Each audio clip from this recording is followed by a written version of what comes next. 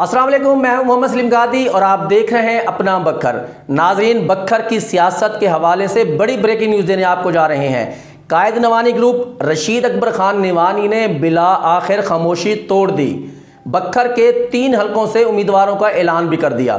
बखर के हलका से एमएलए का इलेक्शन मैं खुद लड़ूंगा। मनकेरा से सईद अकबर खान निवानी और दरिया खान से अहमद नवाज खान नवानी उम्मीदवार होंगे।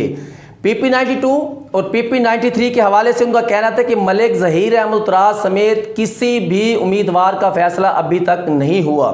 दोनों हलकों से उम्मीदवारों का ऐलान मैं खुद करूंगा। नए सियासी इत्तेहाद की ज़ेरे गर्दिश खबरों को प्रोपेगेंडा करार देते हुए कहा कि हमारा किसी से कोई अलहाक नहीं हुआ। यह कहना था कायद नवानी ग्रुप रशीद अकबर खान निवानी का।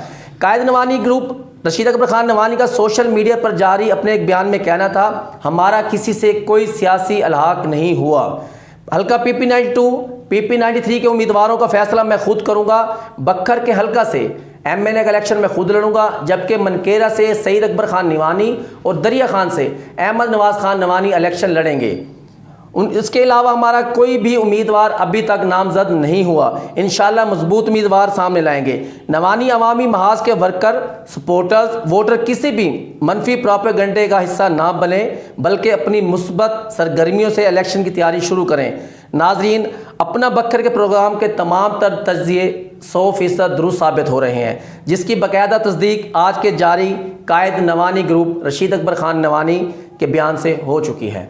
अब तक के लिए इतना ही, तो देखते रहिए अपना बखर।